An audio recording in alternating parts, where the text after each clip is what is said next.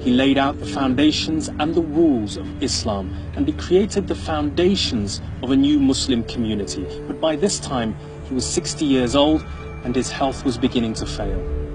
In that year, he came to Mecca for the last time, and he performed his first and only Hajj, the pilgrimage. And he gave what became known as the farewell sermon.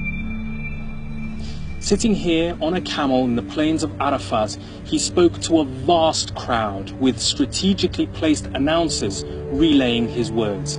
It was a deeply emotional speech in which, in his own words, Muhammad summarized what he felt he and his followers had achieved.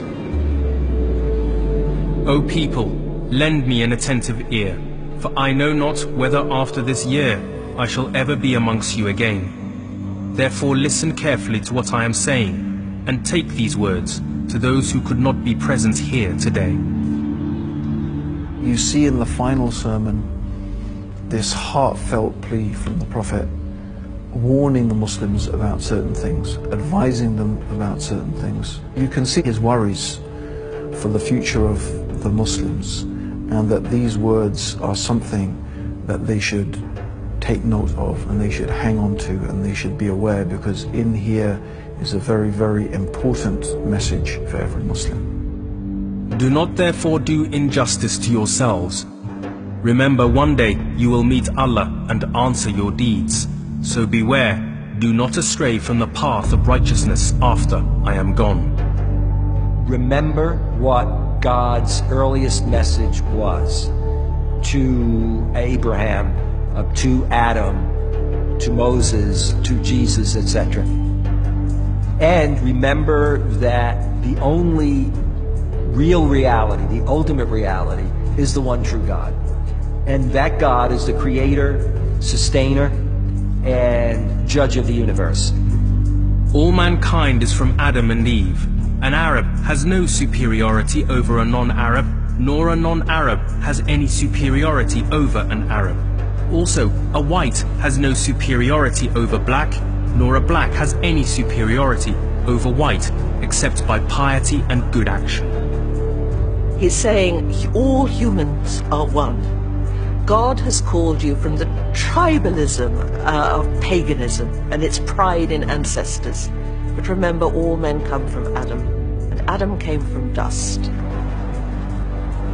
And then he quotes these words from the Quran, which really speak to our time. "O people," God says to humanity, "we have formed you from a male and a female, and have formed you into tribes and nations, so that you may get to know one another.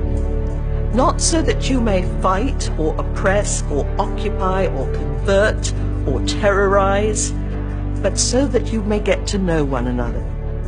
All those who listen to me shall pass on my words to others, and those to others again, and may the last ones understand my words better than those who listen to me directly. Be my witness, O Allah, that I have conveyed your message to your people. And he asks them, "O people, O Muslims, have I fulfilled my mandate to you?" And they cry, "Nam." Yes, and it rings around. And he asks them 3 times, "Have I?" And each time they reply, "Nam." And I think it's a most moving moment. Well, that's his summation of his life. So he emphasizes all the principles that he's been teaching for the last 23 years. He says, for example, there's no difference between Arab and non-Arab. Look after your family. So it's kind of summation of his life. If you did nothing else, but simply read the last sermon, you will get the essence of the life of Muhammad. The Prophet's final sermon sets the agenda for modern, contemporary Muslim society. It shows where we failed, and it shows where we have to try to get to. It sums up the transformative mission that was the life of the Prophet.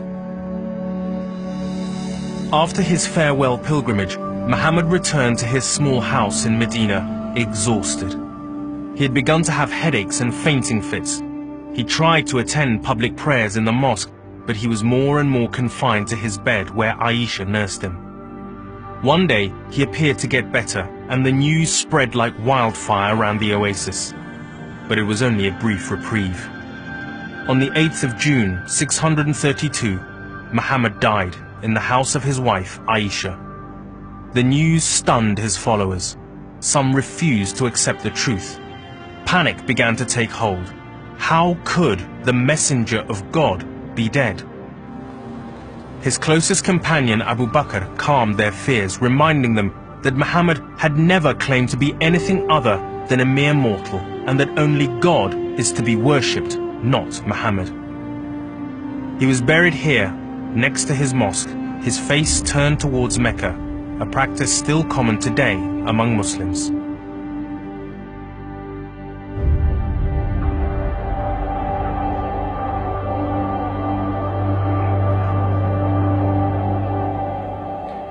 Within 100 years, Muhammad's message had spread across the world, as far as India and China in the east, and as far as North Africa and Spain and France in the west. But in many ways, his struggle for a peaceful jihad was already in tatters. Within just a generation of Muhammad's death, his closest companions and family were already squabbling, breaking out into open and bloody warfare that led to the deep schism that still exists within the Muslim world today between Sunni and Shia. But today, Muhammad's message seems under threat like never before. Many Muslims feel humiliated and condemned by the sheer power of Western culture and military might, whilst many in the West see Islam as the religion of some of the most oppressive states on earth, a violent, intolerant faith. But the question is, how much of this can be blamed on Muhammad himself? Muhammad left the world with three things: his faith in God, the example of his own life, and above all else, the Quran itself. Now, people will always choose and highlight those aspects of his life they want to support their own arguments whilst ignoring the rest. But if we examine his life in total, we find that he left Arabia a better place than he found it. When faced with persecution, he chose to suffer rather than to retaliate. Although he fought many military battles, he turned his back on war when he could. His ultimate victory came through peace, not through conflict. And with that victory, he chose the path of reconciliation rather than revenge. And finally, in his farewell sermon, Muhammad left us with the most important lesson of all, that we are all equal, Arab and non-Arab, Muslim and non-Muslim, a universal message that is as relevant today as it was in 7th century Arabia. And it seems to me that this